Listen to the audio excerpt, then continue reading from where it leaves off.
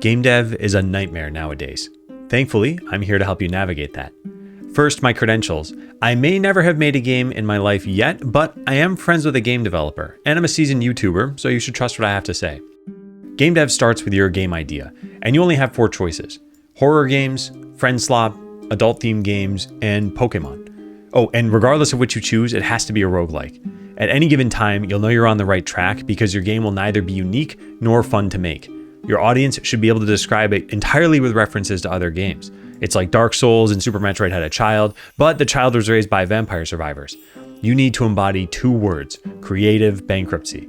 This is business, business is war, and war is not a place for you to explore your fun ideas. Once you have your game idea, you'll need to figure out your bankroll. Suppose you have a budget of $10,000. Here's a rough breakdown of your costs for a game that takes 1 year to make. Art would be about $20,000, coding about $40,000, audio, marketing, these are all tacking on costs, and before you know it, you're over budget. This is why most successful game devs believe in reincarnation. If you're not wealthy enough to afford game dev in this life, just come back next time around. You get to keep your gold and you can spend a couple of points on upgrades. I suggest putting those points in common sense so that you can avoid game dev altogether. But suppose you're an idiot and you want to complete your game in this life with the same budget. That's okay. The path forward couldn't be simpler. Become an expert on everything. Here's the revised budget. Art, coding, audio, marketing, all of these are now $0. You will get some increased costs here and there, but wouldn't you know it, the budget now fits. Perfect. You have your idea and your budget. You get to work right away, developing, drawing, composing. Your goal is a year from now. That's pretty reasonable. But a year passes, you had to refactor some bad code, and you're not happy with your art. Well, at least the code and art didn't cost you anything because you're an expert. You revise your deadline. It'll just be another year. Then that year passes. This time, you just underestimated how much work was left. One more change of the deadline should do it. A third year passes though, and things aren't looking so hot. You're running out of money, but your game is far from complete. What do?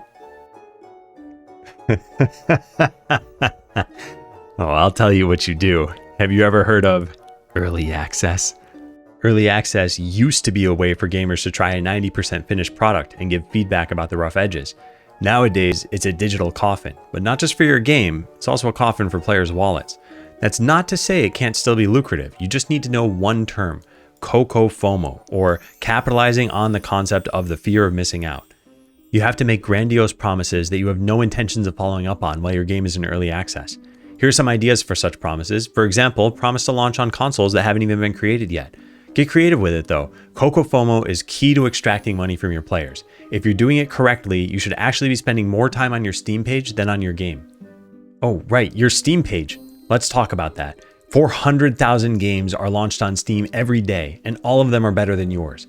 Your trailer needs to make people feel a brand new emotion for it to stand out. And thanks to TikTok, your prospective customers only have a 17 millisecond attention span. So if the first frame of your trailer doesn't catch their eye, then you've lost a sale. But if a gamer likes what they see, they might wishlist your game. Wishlists are... Have you ever seen that Black Mirror episode where everyone had a social score that was visible at all times? Well, your self-worth is now determined by the number of wishlists you have. If you have fewer than 10,000, then I'm not going to sugarcoat this, you should quit right this instant. 50,000 is what it takes for people to look you in the eye as they speak to you, but the true glory is when you hit 100 million. That's when, on a yacht sailing somewhere around the world, you become a faint blip on Gay Ben's radar. The reason you need so many wishlists is because of the conversion rate. For every 1,000 wishlists you get, you can expect 1 sale. With 50,000 wishlists, that means 50 entire sales. Of those 50 sales though, 25 will never open your game, 20 will refund it, and 5 will actually play. Those 5 players are critical because they leave reviews. However, something you should know about gamers is that they're entitled zombies. Does your game lack multiplayer? Negative review. Could they not romance a character in the game? Negative review. If a potential customer lands on your Steam page and doesn't see an aggregate rating of 104% positive, they'll block your game and report you to the government for terrorism. I have many friends who've gone to prison this way, all because they didn't market their game well enough. Gamers will consider whether the game is worth it based on how much fun they had and how much they paid. They don't care that you spent 10 years learning art, music, and code, and then 5 more years getting to early access. Your game has to cost no more than a cup of coffee. Going back to our wishlist conversion rate, that means to recoup your $10,000 budget, you need 3.3 million wishlists. Keep in mind that a positive review isn't guaranteed to stay positive. You can't simply spend 15 years on a game, launch it, and be done with it. No, you have to support it with content updates large enough to be considered their own standalone games. Fail to do that, and gamers will change their reviews to negative, saying that your game has been abandoned. Your refund rate will skyrocket, your significant other will leave you, your landlord will have no choice but to evict you. So you have to keep developing your game even though you're sick of it. You're not getting paid for it, but that's okay because you know that some guy on your Steam review page with a total playtime of almost 6,000 hours said that it has potential. Potential. That's something you can get behind. You keep going and your early access is shaping up to be promising, but you have to pick a launch date. The problem is that the Steam calendar is chock full of other games launching. GTA 10 is coming out, Hollow Knight 4 is launching soon, Mario X Pit. Okay, you think, I can't avoid the big launches, so I'll try to pick a day with the fewest regular launches. As an exercise, think about it now. Which day of the week would you pick? Monday? Maybe the weekend? Trick question. Valve will immediately throw your game in the trash if you launch on any of these days. The only success anyone has had lately is to create a superposition of 2 days, like Wednesdays.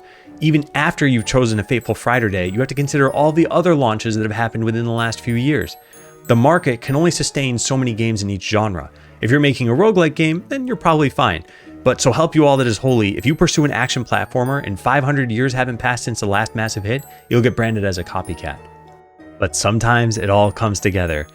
Once you've put in all that hard work, exhausted the goodwill of every contact you have, and used all 3 of the wishes you got from that genie you found in a dusty old lamp, you may actually find success as a game dev.